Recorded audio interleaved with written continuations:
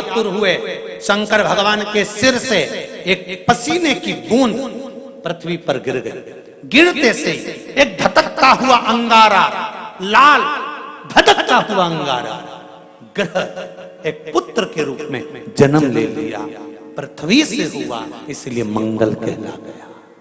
धधकता हुआ।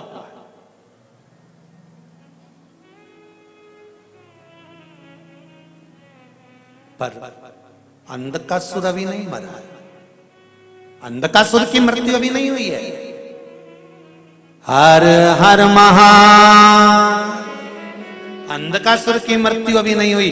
धधकता हुए अंगारे के रूप में मंगल ग्रह प्रकट हो गए, जन्म ले लिए। पार्वती जी ने पूछा ये कौन है? शिव जी कहते हैं ये मेरे पुत्र के तुल्य है, क्योंकि मेरे शरीर के पसीने से उत्पन्न हुआ है, मेरे मस्तक के पसीने से पृथ्वी पर गिरने के कारण ये उत्पन्न हुआ है। इसका नाम मंगल होगा। ये ग्रह मंडल में रहेगा, देवताओं के रूप में पूजा जाएगा, पर मेरे क्रोध के कारण उत्पन्न हुआ है, इसलिए इसका ग्रह थोड़ा सा क्रूर होगा।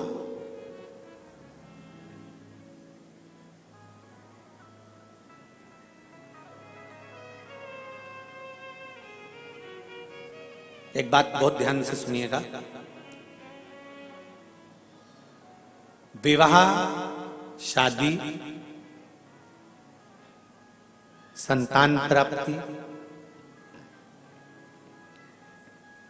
विवाह के बाद में विवाद या किसी नए कार्य के लिए आगे बढ़ रहे हैं और उसमें अड़चन आ रही है, तो एक बार किसी ज्योतिषाचार्य के पास जाकर पूछना, वो बता देगा या तो मंगल या शनि कुछ ना कुछ, कोई ना कोई क्रूर ग्रह तकलीफ दे रहा होगा। ज्योतिषाचार्य के पास जाएंगे, वो कहेगा। जितने भी ग्रह हैं, चाहे राहु हो, केतु हो, मंगल हो, शनि हो, बुध हो, भौम हो, सूर्य हो, ये सारे जो ग्रह हैं ये शंकर भगवान के शिवलिंग के पास में विराजमान है। शिवलिंग के पास में विराजमान। कभी मौका मिल जाए, विवाह शादी में देरी हो रही हो, या कोई नया कार्य चालू कर रहे हो उसमें देरी हो रही हो, या कोई सर्विस के लिए, नौकरी के लिए जा रहे हो और वो कार्य नहीं हो रहा हो, तो एक धतूरा, केवल एक धतूरा, उस धतूरे को फोड़कर उसके अंदर का फल निकालकर उस फल को शिवलिंग पर चढ़ाकर एक लोटा जल शंकर भगवान को समर्पित कर कर आइए। दिन होना चाहिए मंगलवार। कौन सा दिन होना चाहिए? जम के बोलो जरा, मंगलवार का समर्पित करो। उसके बाद में आप विवाह के लिए अगर समर्पित करे हैं तो विवाह में देरी नहीं होगी। व्यवसाय और व्यापार के लिए या नौकरी के लिए समर्पित करे हैं तो उसमें देरी नहीं होगी। एक विदल और उत्पल नाम के दो राक्षस थे, असुर।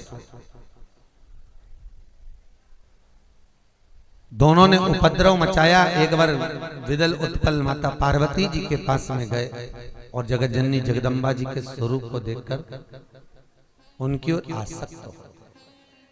मां को क्रोध आता है। माता पार्वती ने गणेश जी के हाथ से कुंदुक लिया। कुंदुक जानते हो, गणेश जी के हाथ में एक शस्त्र होता है एस जैसा, वो कुंदुक कहलाता है। कुंदुक को लिया और माता पार्वती ने उस कुंदुक को फेंककर विदल और उत्पल दोनों का संहार करा। भगवान के चरणों में जाकर वो कुंदुक गिरा। गिरते ही भगवान शंकर के चरणारविंद में कुंदुक से चोट पहुंची, जिससे उनके चरणारविंद से कुछ रक्त की बूंद निकली है। महाराज शिव जी का नाम कुंदकेश्वर हो गया है। महाराज क्या नाम पड़ गया? कुंदकेश्वर। रक्तांबर में शंकर को देखकर मां के नयन सृजल हो गए। मां के नयनों में जल आ गया।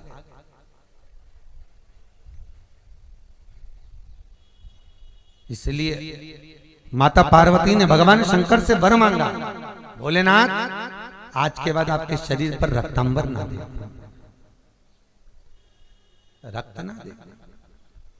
महाराज चंदन चढ़ेगा, अष्टगंध चढ़ेगा, हल्दी चढ़ेगा। अच्छा, कई लोग कहते हैं महाराज जी किसी किसी शास्त्र में हमने जैसे एक लाइन इसमें ही पढ़ लो, लिंगाष्टक इसमें भी शिव के शरीर पर मां कह रही है रक्तांबर ना दे।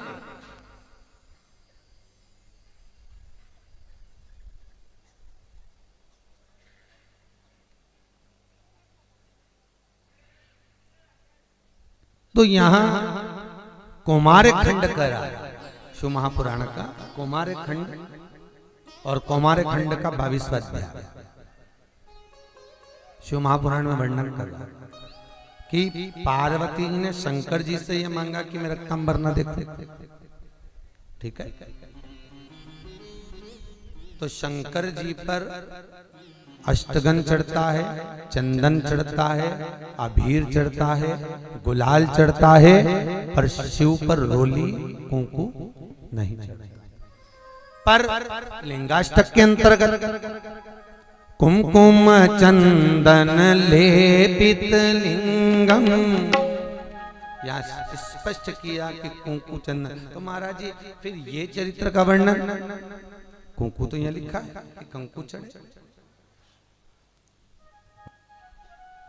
तो बहुत ध्यान देना महाराज, शंकर भगवान के शिवलिंग पर आपको फिर निवेदन करूंगा, भगवान शंकर का ये शिवलिंग है। ठीक है, ध्यान देना, ये माता पार्वती का स्थान है। बीच में अशोक सुंदरी, राइट लेफ्ट भगवान के पुत्र, ऊपर 5 कन्या। पूरे शिवलिंग पर आप सब कुछ समर्पित करो, पर कुंकू जब भी शंकर को चढ़ाओगे तो जो पार्वती का स्थान है वहीं पर आप चढ़ाए, पार्वती का स्थान।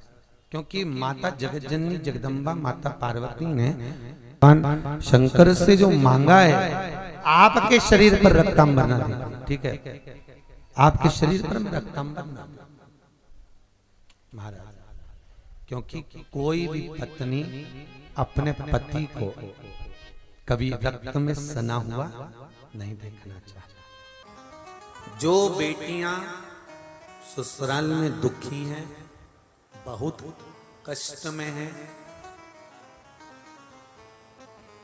या आपस में सामंजस्य पति पत्नी का नहीं बन रहा है, या कोई विवादित वाली बात है, तो निवेदन है तलाक पर बात को लेकर मत जाना। एक बार बाबा देवादिदेव महादेव का एक भाव जरूर प्रकट करना। महाराज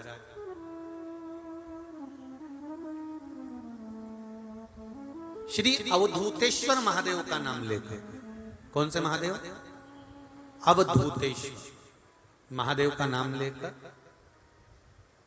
थोड़ी सी मूंग, हरी जो मूंग होती है, उस मूंग को गला लीजिए पानी में।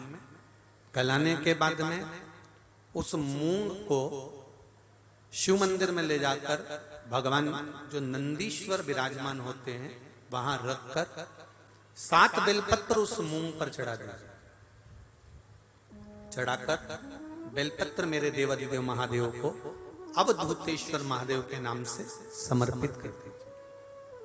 वो मूंग उठाकर गौशाला में या आपके रोड पर कोई नंदी दिख जाए या गौशाला में कोई नंदीश्वर हो तो उस नंदी को वो मूंग खिला दीजिए थोड़ी सी।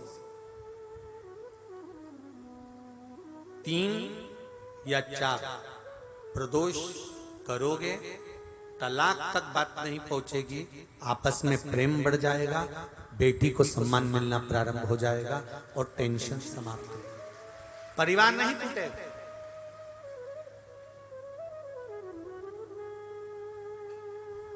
हमारे यहाँ तो मूंग का प्रयोग, जो हरी मूंग होती है, धना होता है, खड़ा धना, गुड़। ये जब घर में मंगल विवाह होता है, शादी होती है या कोई अच्छा फंक्शन होता है तो उसमें इन चीजों की जरूरत होती है। कभी आपने अपनी सासू माँ से पूछा कि मम्मी ये मूंग क्यों रखते हैं? ये गुड़ क्यों रखते हैं, ये खड़ा धना क्यों रखते हैं? ये तो सब दाल का सामान है, ये तो सब वहां रसोई घर में होना चाहिए। फिर ये पूजा की थाली में इसको क्यों रखते हैं, उसका कारण क्या है?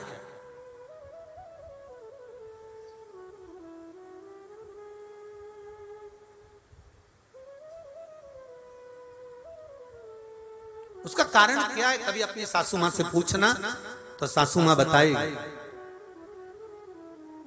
कि जिस समय पर भगवान शिव, भगवान महेश और उमा का संबंध हुआ था,